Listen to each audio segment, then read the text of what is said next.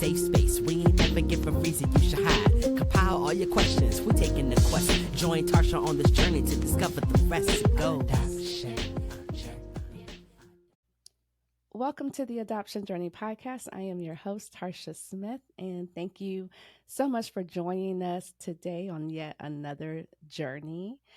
Before we get started, I want to remind you, don't forget to go and become a supporter over on Patreon. We got a lot of great stuff going on over there. But we're going to dive in today. I'm very excited to have Tara with us today. She is a fellow adoptee. Correct? I am. Hello. Thank you for having me. You're welcome. And we're going to go ahead and dive right in. So, my first question always, how old were you when you found out that you were adopted? Yeah, so my stories, I was 11, so I lived with my biological family until the age of 11. Oh, okay. So you were with your biological family. I was. Foster care and then adoption, or? No, I was, so never entered foster care, thank goodness. I Okay. felt lucky to not have to experience all that. Yeah. But no, I lived with my first family, my biological father and mother, until the age of 11. And then I ended up, I know we'll kind of get into it, but lived with my maternal uncle and his wife, my aunt, who I call mom and dad, that eventually adopted me at the age of 13. And so I have to ask, and if you can tell, and if not, just pull me back. Yeah. What happened with your biological parents? Yeah. A lot. Well, and I'm laughing because it's my natural way of sort of getting through my, like, the daunting feeling that's overwhelming me right now of talking about it. Like, where do I start? Yeah. Yeah, my biological mother had a mental health condition, and you may stop me and ask me a question, but later on in life, right, she's still living now, and I have communication with her. I discovered, and I'm still trying to figure out if it's accurate or not, but that she also had a developmental delay. And so that kind of didn't create such a great environment. My father worked odd hours and a lot, worked the graveyard shift a lot, so it left me with my mother and my biological sister, which kind of put us in very confusing situations at times. So it wasn't a very safe environment. Okay. Yeah. And is it one of those things where the state had to step in and say we have to remove these? No, thank goodness, no. I had family to sort of, my uncle. I remember people sitting. I remember my biological parents sitting with my adoptive parents, and it's kind of a blur, but I do remember them speaking about, the importance of me being safe. And so, that led to me moving in with at that time, my uncle and his wife, while my sister stayed behind. That's what I was going to ask about. Yeah. Was it you and your sister, or? No, my sister so I was more the quiet one, and that's sort of like just, I didn't cause any trouble because I kind of saw what was going on around me. I chose to go the polar opposite. My sister was involved, with people that weren't so great for her at a very young age, just given what she, was kind of taught and allowed to do. She didn't have any guidance. We didn't have guidance. And so I think at that time she was in a juvenile detention center. And she's younger. She's older. She's 2 years older. Okay, you're the baby. Okay, so they were like, okay, well, we're going to take this one because this one is already spinning, it would seem like. Yeah, and it's not something I really thought about for a Yeah. long time, Mm-hmm. but I think as I got older and I don't know, just, my brain developed more, I was able to kind of like process it more, Process. but Yeah. I didn't really think about it like that then. But yeah, I That's mean, interesting. 100%. Because she Hmm. was still a kid, but it's interesting that they chose to. Oh, of course, we don't know what the whole conversation was, but it's interesting that it ended up, I'll say that, just being you Yeah. and they got to go live. So when you went to go live with your uncle, did life get better? Uh oh. Like immediately? You mean like once I Just started living with when them or you kind of over started time? living there over time, was it weird at first? Oh yeah. Yeah. Okay.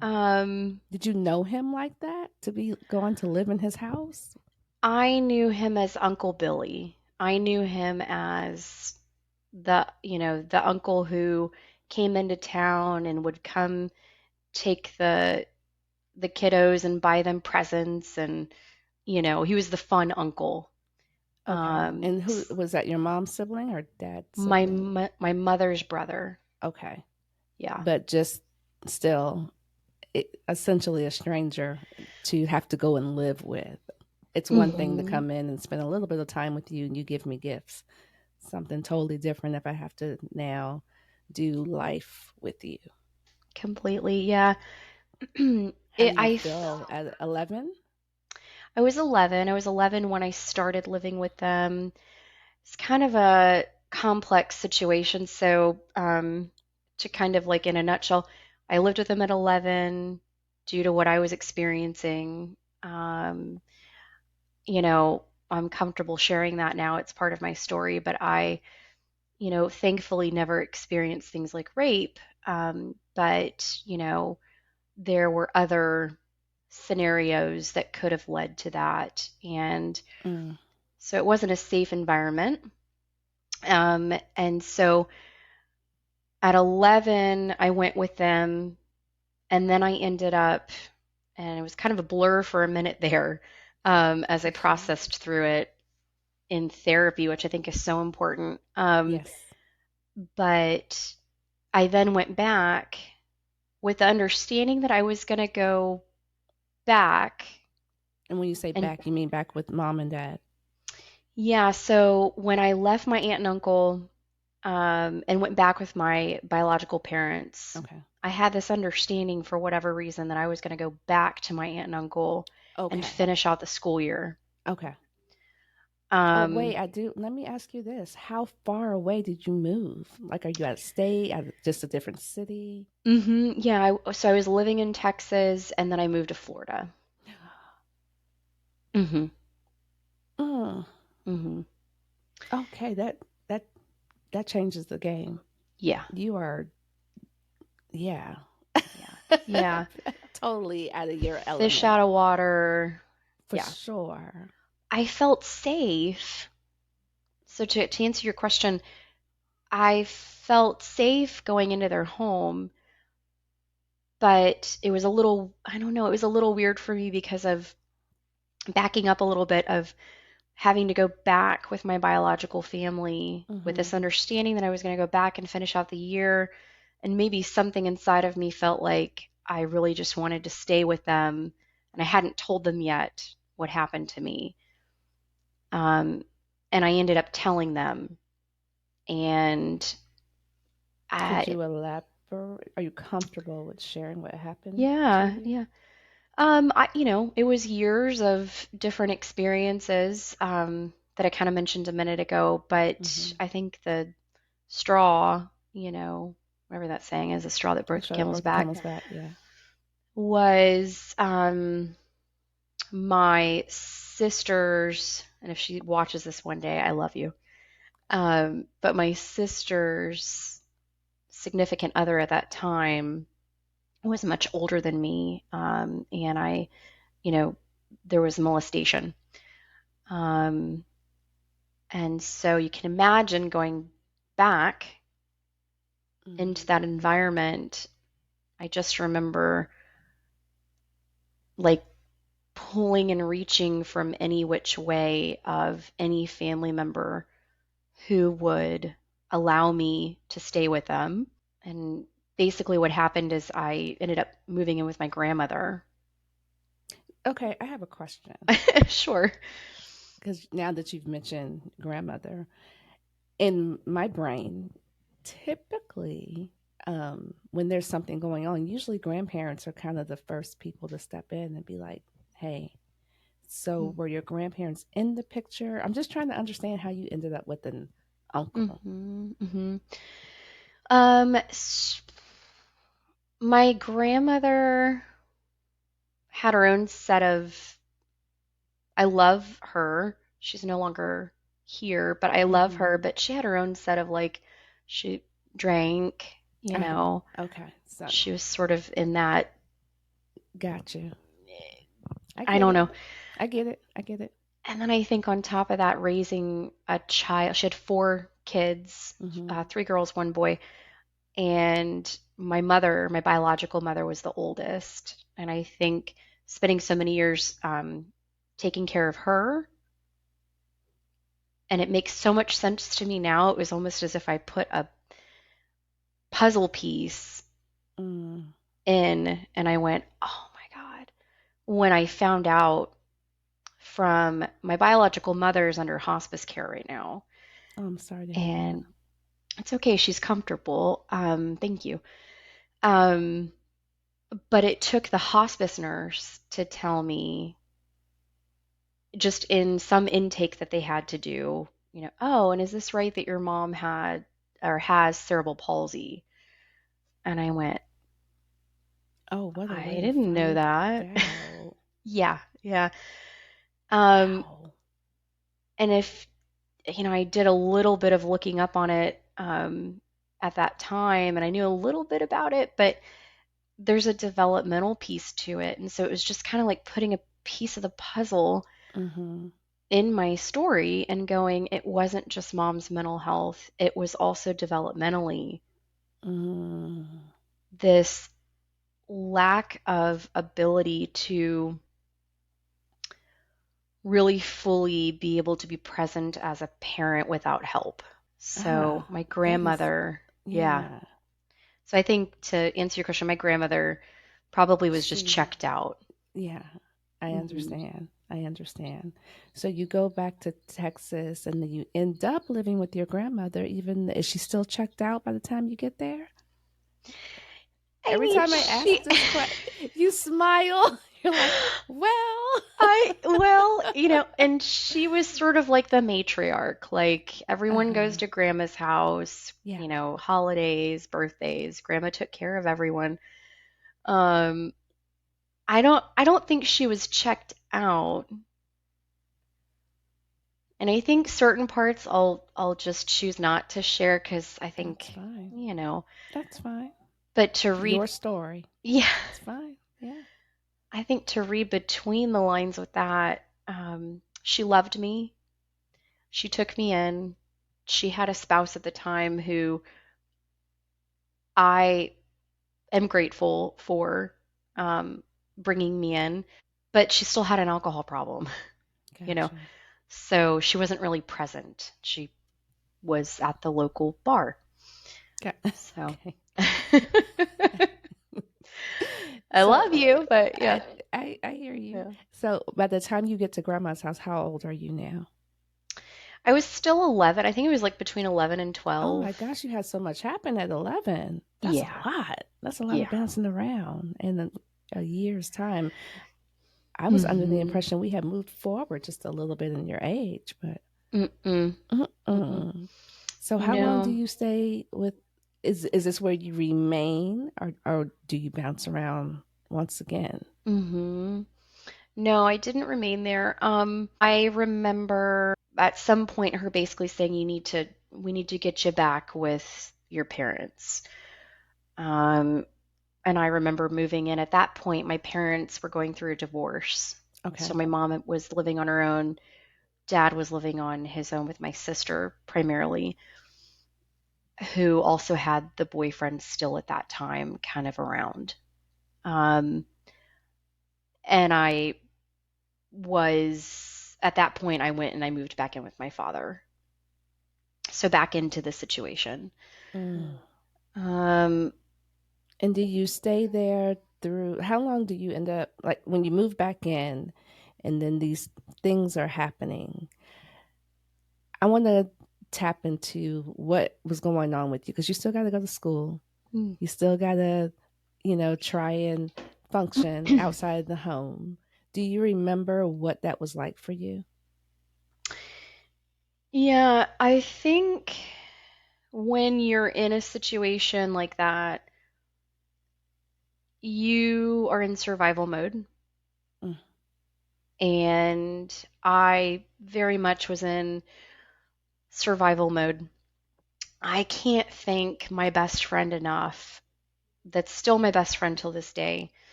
Um, I can't thank her enough for introducing herself to me in PE class in middle Mm. school because, and I've talked with her mom as an adult now. I've talked with her mom about sort of that time frame in my life. And I remember having the conversation with her mom and I asked her, I said, did you know what was going on?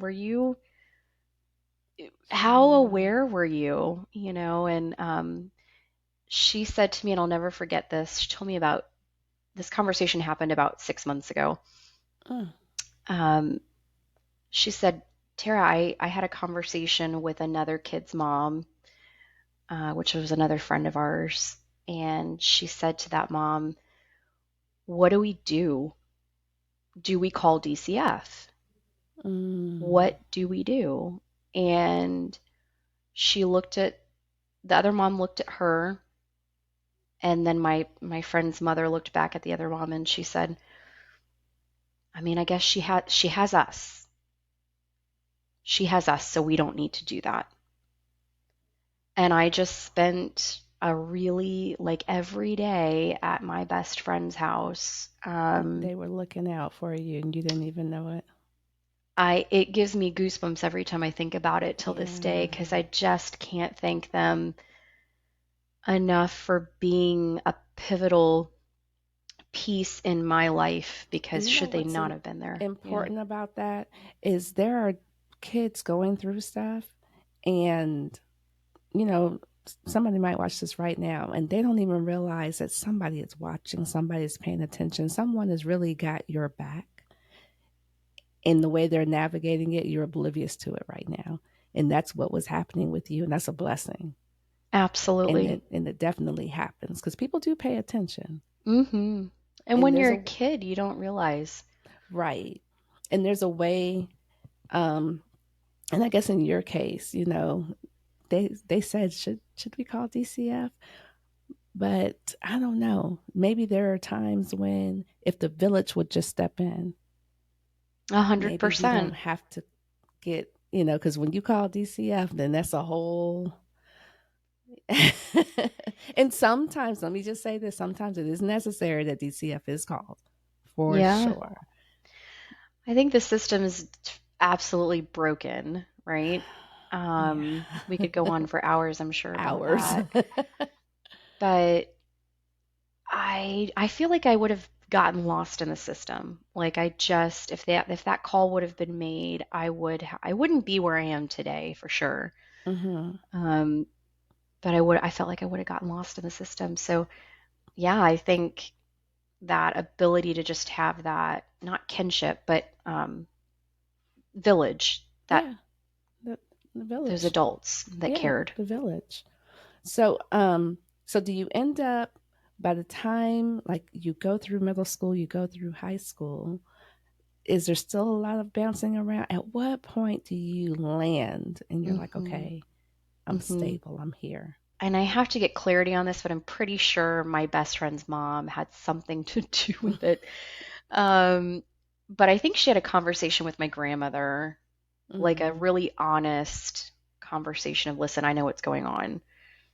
Um, And at that point, I remember going and living back with my uncle and my aunt, um, my adoptive parents. I call them mom and dad. So, but just to kind of not create any confusion. Um, and so it was seventh grade. I was like right there at that 11 to 12-year-old marker. Okay. Um, but I wasn't adopted until 13. So I did finally end up back at their house, and I had a conversation which was extremely scary for me at the time. I said, I have to tell him. I was screaming out for help, basically, of like, I just want safety. Yeah. Um, Yeah. You want to feel safe for sure. yeah.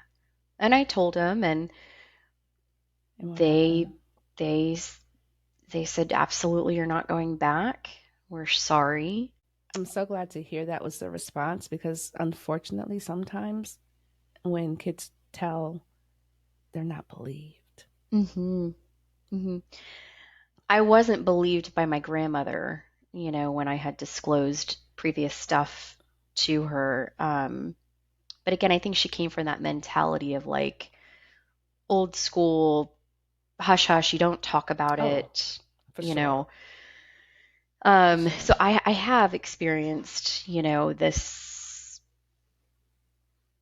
being vulnerable and saying something, and at least to family. But yes, I feel very lucky that, speaking to it with my adopted parents, that it was something that they were receptive to and received. So Yeah. by the time you land and then you're back with your aunt and your uncle, are you like when you go through high school and everything, because the way that you were adopted is like I'm just going to say non-traditional Right. in the sense, quote unquote. So how does one feel when they've been adopted in this manner? Like, do you feel like you can't go to your parents? Do you feel, I don't know what's the word I'm looking for, unattached from your parents? Are you deciding to make I don't know, to not have a relationship? And, I'm going to force this relationship over here with who you now call mom and dad. Like, what does that look Hmm. like? I think in the moment, and I can speak about it from like an adult's, from now, me as an adult, but in the moment, um, it was super confusing. Mm, I I look back on photos of my adoption day, of the day I was adopted. I just remember, like, I was the youngest child, and then I was adopted into being the oldest child.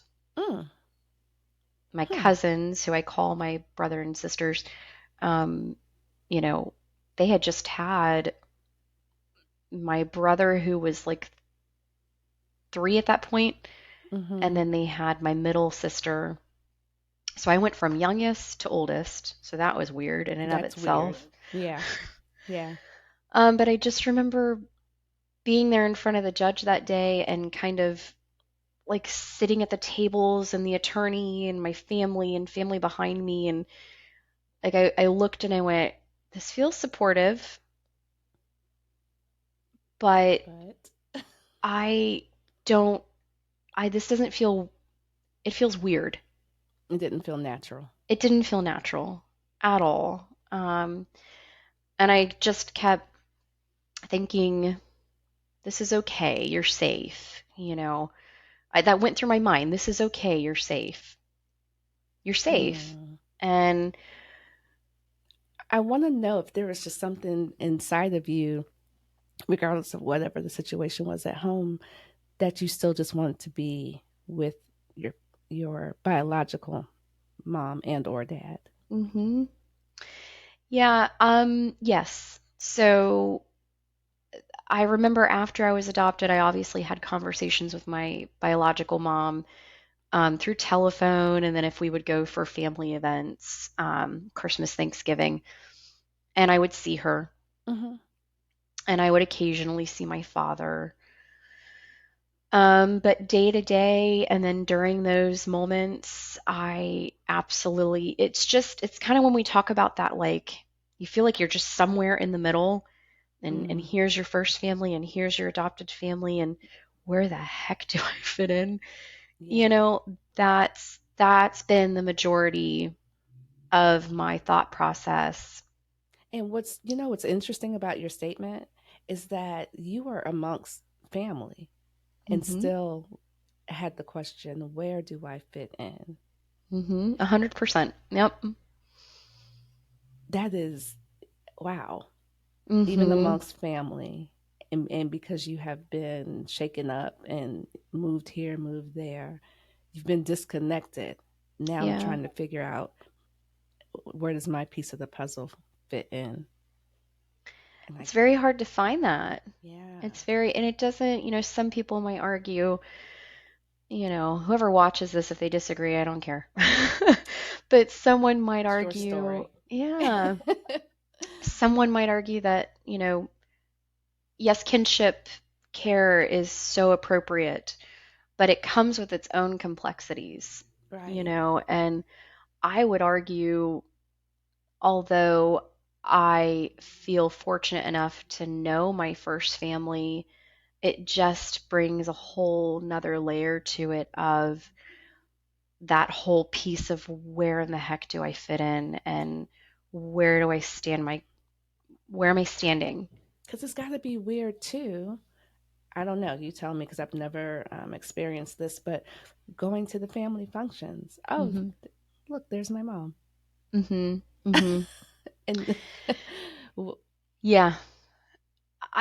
Knowing what I know now, when I tried to, I did, as a child experiencing that, mm, I didn't quite know the feeling and the emotion until now as an adult. But I remember going to events and seeing my biological mother, seeing my father, seeing my sister, sitting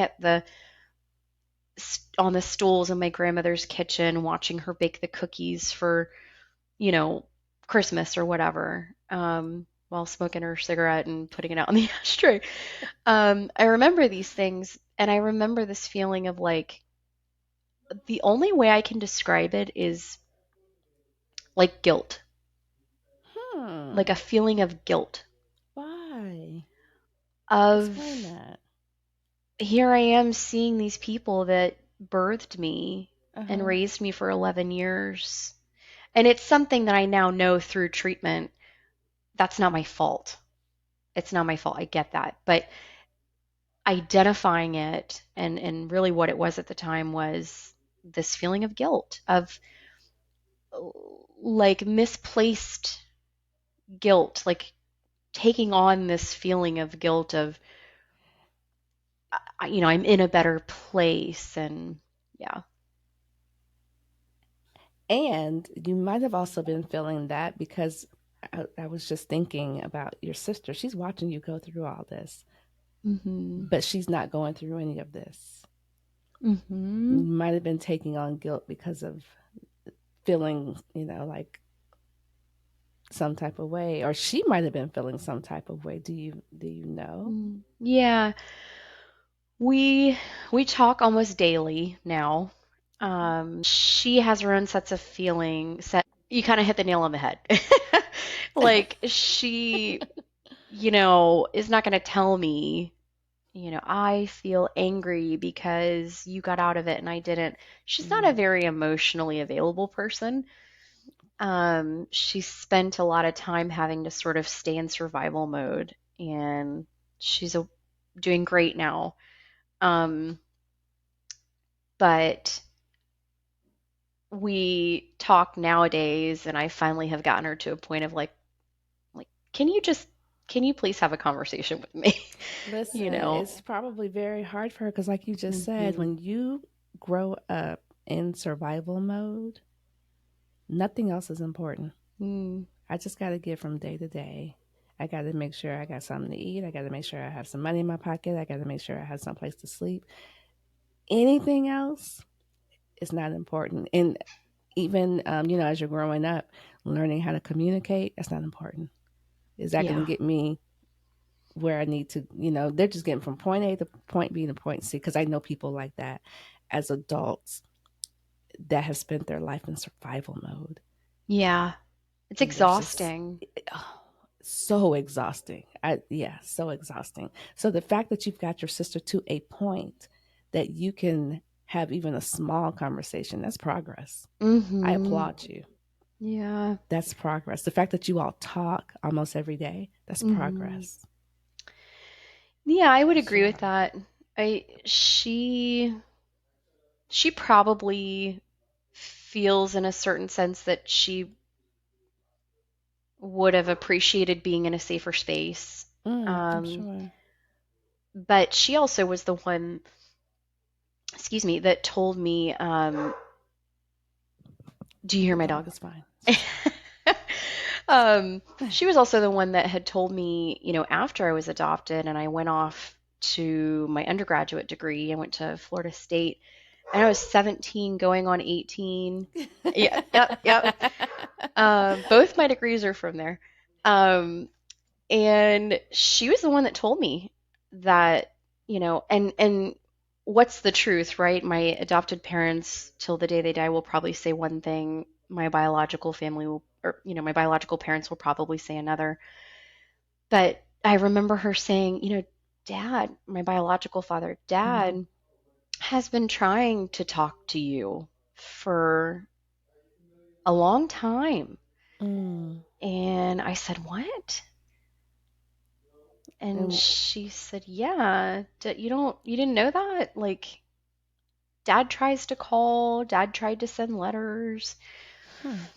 Um, but when I talked to my adoptive parents, it's like, no, when he knew, and I'm gonna say this in a way that, like, I love my adopted mom, and she's just only telling me her side of the story, but Right. she says the moment he knew that he did not have to financially care for you, Mm. He that tapped out. he was like, okay, I'm fine. I'm fine signing these papers. The way I see it is a little bit of both. Um, I see it as he loved me and he cared for me. He also was one of 12, 11, 12 kids, had to drop out of school at a really young age, Survival mode. survival mode, and he knew how to read, he knew how to write, but I just think that, like, he didn't quite understand what it was that he was signing. Mm. And I'm not sure they did a very good job at explaining that to Explaining. him. Now, have you had? Oh, well, have you talked to him? So I never approached that conversation with my biological father. He passed away in Mm. 2017. Okay. Um, so I never really had that conversation. I just kind of, like, over the years would keep in communication with him and just have that Okay. surface level, like, how are you doing? Gotcha. Gotcha. Um, but I was with him. I feel comforted knowing that I was with him the day he passed. I was holding his hand, and I remember him kind of holding on, um, and I feel peace, knowing that I remember saying, it's okay, we're It's going to be okay. okay. It's We're all going okay. to be okay. Because I have a biological sister, full-blooded, and then I have three half-brothers from Right. my dad's So previous marriage. I want to ask you, after hearing this story and what this has been like for you, how are you, the adult Tara? How are you doing? How are you Mm, navigating today? that's so funny. You use the word navigating, and I wanted to talk to you about a workbook I'm coming out with. Okay. Um, so don't let me forget, but because part of the title is navigating adoption. Oh, So you use looks the like word that was navigate, confirmation for you. right? I think I feel that I'm navigating it well. I'm a therapist also. Like, I'm a licensed clinical social worker. I'm a Hmm. therapist. That doesn't mean we don't have our problems. Even the therapist needs therapy. But I think if I didn't have that viewpoint of things, it would make it a little harder. But I Mm. think I'm doing okay. I think there's still a sense of emptiness and sort of like I still feel like, where am I? I'm right here. Really? Absolutely. Wow. Absolutely. Now, Yeah. did your experience in life, is that what prompted you to become a therapist? I think so. I partially, so I'm adopted, obviously, but I'm also a birth mother. My daughter will be 18 in I was August. turning the corner. I was coming. I was coming Hmm. around the mountain. Yep. Um, so, I've seen kind of both perspectives. I don't know if that helps at all, but So, okay, so then I'll pull it back because when we were talking, I was like, I was getting there. I did not forget about that. yeah. So, how do you come to that decision that to have to become a birth mom? Oof. Um, well, yeah. I mean, look, I listen to a lot of other adoptees, and I feel that I like to hear other people's perspectives. Um, and I know that there's some out there that are pretty angry, right, about being adopted. And so um, I always tread this conversation lightly, but I'm learning as I'm on my journey to just like it is what it is, and this is my story. But um, I think that everything kind of happened at once when I learned of my father, my biological father, reaching back out, or what my sister had told me about my dad, Mm-hmm. trying to keep in communication. So when I became pregnant, I was 18. I had Lizzie at 19, and it was right around that time of like, wait, my biological father was trying to communicate with me, and just this like confusion and yet again, where do I fit in? Um, Mm-hmm. I found myself, in not such good situations Mm-hmm. um, while in college and became pregnant, and I was scared. Yeah, I was for freaking sure. scared. Yeah. Um, And so, did you decide? Was it an open or closed adoption? What did you? so I have an open adoption. Okay. I haven't actually had like physical contact, Okay. in-person contact with my daughter since she was five, five or Okay. six. But I communicate like every couple to a few months with her mother, her adopted mother.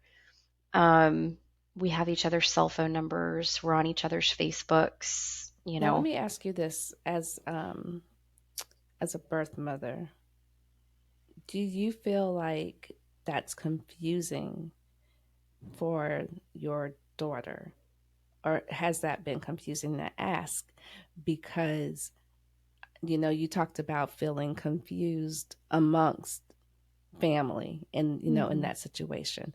So to have been adopted, and then she has her adoptive family, but then I've got my biological mom that communicates here and there. Mhm. Is that confusing for the child? So yes and no. Yes, I think it's confusing for her. I think it's that idea of like, where do I fit in? But I hope, at least from what I'm seeing, that by her knowing that we're communicating openly, Mm, that might help with it not being as confusing, right? She's mm-hmm. always going to have that space of something's missing, but I think that adoption should be the last resort. Mm-hmm. I think there should be so many services that are in place to help families stay together. Even knowing that I knew what adoption was before I made my decision, I probably could have had a lot more support from the adults and professionals around me Mm. to teach me, hey, this is how you can make it work. And although it's So scary, for a lack of resources, absolutely. and you're like, I don't have another choice. This is the choice that I'm going to have to make Yeah. at this time. And you're a young 19-year-old mind. Mm-hmm. Yeah, for Yeah. sure. And I hear that a lot, between a lack of resources, a lack of money. Mm-hmm. Um, yeah.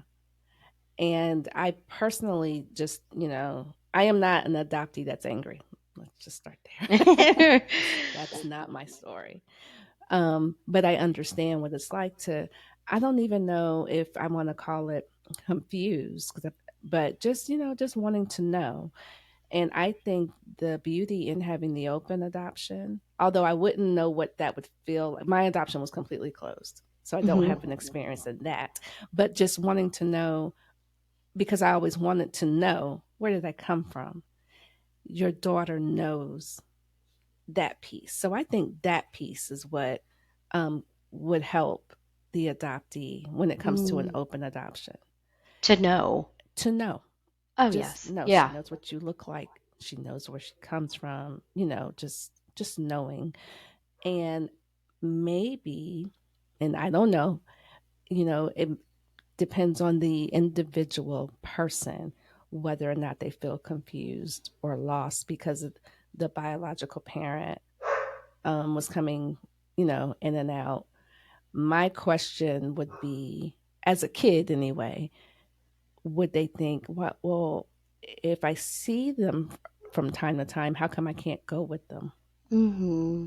Mm-hmm. I don't It's know. so complex. I know. I know. It's So many so questions. complex. And And there's no definitive answer, but those are the questions that I think about. And just yeah. out of sheer curiosity, what is that like for that adoptee? Mm-hmm. Confusion at times, yeah. It I firmly feel that when you talk to a person who is adopted and they're a minor, as early on as you can talk about it, studies show Hmm. that if you talk about it in an age appropriate way throughout their entire life, and you talk about the elephant in the room in an age appropriate way, it's going to be better for them. It won't take away the shame, the guilt, the confusion with identity, all of that. It won't take any of that away, but it'll help a little bit. I can speak to that for sure because I was told at a very young age. But I've never been ashamed of being adopted. I was actually very proud to be adopted. Um, if anything, because my parents are old school, and they were just like, okay, you don't have to tell everybody. Oh, Because they come from an era of, you just don't talk about yeah. that. Um, I was telling everybody, okay, Mm-hmm. because, but it did not take away just the wanting to know, the longing to know, Yeah. because I didn't grow up seeing anyone that looked like me. And I never felt out of place. Just, I know I don't look like anybody. I know I do things a little different, but as far as moving differently, that didn't come until like high school when I started knowing a little more about DNA and that, oh, okay, yeah, I do things a little bit differently. Right. Yeah, I get, and I Yeah. understand why I probably, uh, do. So I think it's probably an individual, but I am like an advocate, like you said, tell them early and speak about it in an age appropriate manner. Yeah. It will save you some problems in the end, for sure. Absolutely. For sure. I like have this desire to talk about this right now, so if I can, but um, can I touch a little bit just on like, I really feel that, like I said, there needs to be services in place for people to stay together and that this is a systemic issue. Mm, And I talk about it. just, yeah, Go ahead. because I am adopted and I am, a mother who made a decision to relinquish my rights. But I've also done this adoption work. I work in the field of adoptions for the last, since 2010, and I feel angry right now, Mm, because I just feel like there's so much that can be done to preserve the family and to not have to get to the point of adoption, okay. right? I still think adoption is something that I wouldn't be doing what I do if I didn't agree with it, but I think it can be something that works for a child and is necessary at times. But I think a lot of times things could be done on the front end Mm-hmm. to help keep families together, and there's not enough of that happening, Mm, especially with legislation that's going on right now and sort of taking away from, there's just a lot of people, agencies, attorneys who maybe should get on the bandwagon of how do we help people stay together, although we might help with adoption? How do we not feel afraid due to whatever financial reasons are there? Because let's talk mm-hmm. about that, right? Mm-hmm. How do we get to a point of ethics and morals to make it better? And I know that might take more time on a different conversation, but I have to say that I think that there should be a governing body, federal level, that oversees all that happens because it is so broken It's and people do things in such different ways and it shouldn't be how it is today. So I'll say that. no, and I love that you said that. And I want you to touch on, unless you wanted to talk to me about it offline, I want to give you an opportunity to speak about the workbook that you're working on. Yeah, yeah. Please talk about it. I'm not done with it yet.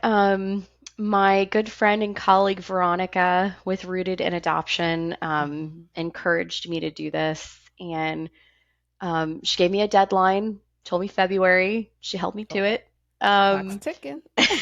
so I'm almost there, but it's going to be titled Navigating Adoption um, in Reunion, Disenfranchised Grief, and Learning to Heal Through It All. So, it's kind of this, it's a workbook for adoptive parents. I'm kind of tweaking with if I want to just do it in the sense of it, teaching adoptive parents or for adult adoptees specifically, but it's designed to sort of like walk you through the life as an adult who's been adopted because there's a lot of workbooks for children and not enough for adults. And it touches on things like when your birth parents pass or if they're aging and dying. What does that feel like? Um, just this searching, being Hmm. in reunion, all sorts of different facets of it. Yeah. That's that sounds amazing because what you just said, I've never, yeah, when they're aging or they're sick or they're passed or Mm-hmm. yeah, and I totally agree with you that there's not enough resources out there for the adult adoptee. Yeah. And then I can break it down even more as a black person, the black adoptee. There's even less out there, which is why I do what I Yes. Thank you. do. which Yeah. is yeah, so I want to thank you so much for coming and sharing your story, talking about your workbook. Please keep me posted. I Mm-hmm. will shout it out when you're done with it. I appreciate your story. It's so you have a different story. Mm. But I always say that we all have the same story, but it's different. Yeah. Yeah. Thank you for having me. I think if there's anything that I want to like say outside of what I just did, it's Yes, please do. educate these adoptive families, Mm, elevate others who don't necessarily have as many followers or space to sort of get word out about education and teaching people about the different nuances and the trauma behind it. But I do have a monthly. Veronica and I have what's called Adoptee Brew, and every other month is virtual. Then we hold some in person. We have one coming up on February 18th. yes. I don't know if she virtual, told you. Right? Yes. Yes. Yeah. Yeah. Okay. I should And be it's able to just write that one. Yes, please, please. Should It's be just able an to write that one.